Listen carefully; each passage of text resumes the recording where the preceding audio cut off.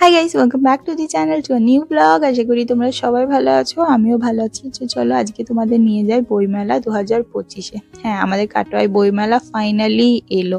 জানো তো, বইমেলা জানুয়ারি শেষের দিকেই মোটামুটি চলে আসে, বাট কি বলতো, এবছর দেখছি এত লেট হয়েছে। আমি তো বইমেলার আশা ছেড়েই দিয়েছিলাম, বাট ফাইনালি আমি শুনতে পেলাম যে 23 তারিখ থেকে বইমেলার ওপেনিং হচ্ছে বিকেল 5টায়। তো ব্যাস, আর দেরি না করে 24 তারিখ রাতেই আমরা চলে গেলাম বইমেলা ভিজিট করতে। আর কি বলতো, আমাদের বইমেলা এত ভালো লাগে না, আর মনে হয় প্রথমই চলে যায় যদি ভালো ভালো বইগুলো সেল হয়ে যায়, সেই জন্য।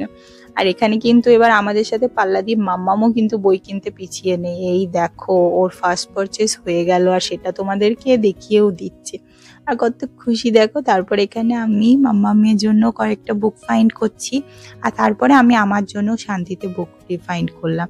আর উডপেকার স্টোরটা না কিন্তু আমার ফেভারিট স্টোর। প্রত্যেকবার কিন্তু আমি এসে আগে এই স্টোরটাই খুঁজি যে এই স্টোরটা কোথায়, কারণ কি এখানে না ইংলিশ নভেলের এত সুন্দর সুন্দর কালেকশন আছে না, যেটা তোমরা আর কোথাও পাবে না। আর এখানে দেখো মাম্মাম মেটেরিয়াল চেনাচ্ছে এটা কি, কারণ কি এখানে অনেক কিছুই না মাম্মাম খুব একটা ভালো চেনে না, সবই তো নতুন ওর কাছে। সো তারপরে আমরা গেলাম একটা ড্রয়িং বুক শপে। তো এখানে মাম্মাম দেখো নিজে থেকেই কিন্তু ইন্টারেস্ট নিয়ে ড্রয়িং বুকগুলো খুলে খুলে দেখছে, আর বলছে দেখো মাম্মাম এটা ডল, কি কিউট না, এইসব দেখাচ্ছে আর নিজে নিজেই খুলছে। ওর ইন্টারেস্ট দেখে কিন্তু আমার খুব ভালো লাগলো।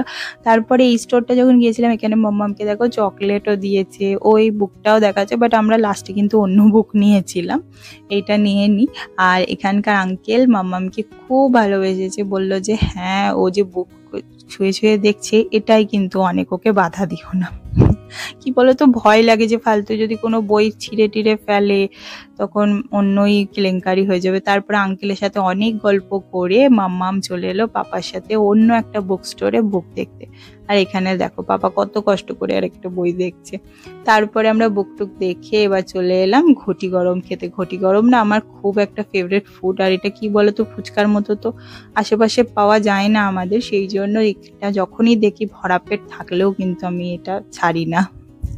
তো আফটার দ্যাট ঘটি গরম খেয়ে একটা পেপসি নিয়ে আমরা কিন্তু চলে এলাম বাড়ি। আর এটা হচ্ছে মাম্মামের ফেভারিট স্পট রাস্তার, এখানে ফাউন্টেনটা মাম্মাম রোজই দেখায়, মাম্মা মাম্মা ফাউন্টেন। তো বাড়িতে আজকে ডিনারে ছিল চিকেন ললিপপ, আর এই সসটা কিন্তু আমরা বাড়িতেই বানিয়েছি, ললিপপটা কেনা বাট সসটা বানানো। আর তার সাথে ছিল পেপসি। আর এখানে পাশে দেখো একজনা খাচ্ছে আর পাপার দিকে তাকিয়ে হাসছে জাস্ট। আর এখানে কিন্তু খাওয়ার তাড়াটা একটু বেশিই চলছে মাম্মামে, কেন বুকসগুলো যে দেখতে হবে। আর এই দেখো মাম্মামের সমস্ত বুকের কালেকশন আজকে বইমেলা থেকে আমরা যা যা কিনেছি। সো ফার্স্ট ওই কালারিং বুকটা কিনেছি, তারপরে মাম্মাম যে ছবি দেখালাম না ভিডিওতে পারচেস করছিল, এটা হচ্ছিল এই বুকটা। এখানে কিন্তু টার্টল সম্পর্কে অনেক কিছু দেওয়া আছে, তো তোমরা যারা বাচ্চাদের ইন্ট্রোডিউস করতে চাও মাল্টিপল থিংস এর সাথে, তারা এই বুকসগুলো কিন্তু পারচেস করতে পারো। এখানে যেমন দেখো ফার্মা সম্পর্কে অনেক কিছু দেওয়া আছে, তারপরে এরকম না আরও অনেক বুক আছে, ডক্টর, ইঞ্জিনিয়ার, পাইলট। তো ওগুলো আমি নিইনি, মানে মাম্মাম যেগুলোর সাথে ইন্ট্রোডিউস খুব ভালোভাবে হয়ে আছে ওগুলো নিইনি, বাট এই ফায়ারম্যান এগুলো যেমন একটু প্রবলেম হয়। তারপর মাম্মাম দেখো এই বুকটা দেখছে আর বলছে এটা কি।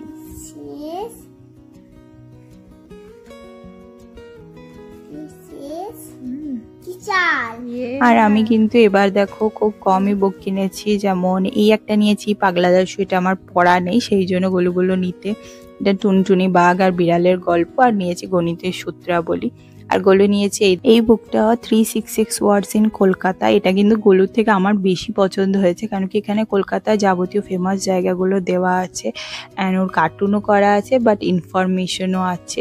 ইনফরমেশন খুব ভালোভাবে দেওয়া আছে, ডিটেলসে দেওয়া আছে। মামাম কিন্তু বড় হলে মামামের জন্য কিন্তু একটা ভালো ইনফরমেটিভ বুক। হাওড়া ব্রিজ, দক্ষিণেশ্বর, ক্রিসমাস, সরস্বতী পূজা। তো আমাদের বুক দেখানো এখানেই শেষ, আর মাম্মামকে কিন্তু স্টোরি পড়ে পড়েও শোনাতে হলো।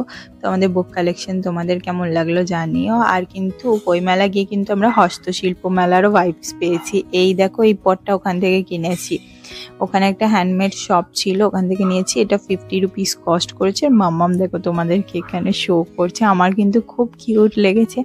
আর আমি নিজে যেহেতু জিনিস বানাই তো এগুলো মর্মটা খুবই ভালো বুঝি। তো আর এই দেখো এই গরু গাড়িটাও কিনেছি, এটাও কিন্তু হ্যান্ডমেড, খুব সুন্দর লাগছে তাই না? তো এবার তো মানে যে শখ হয়ে গেলাম যে বইমেলাতেও হস্তশিল্প মেলা জিনিসপত্র পাওয়া যাচ্ছে। আর এই দেখো মাম্মামকে একবার এরকম করে দেখিয়ে দিতেই মাম্মাম কিন্তু নিজে নিজেই শুরু হয়ে গেছে এই।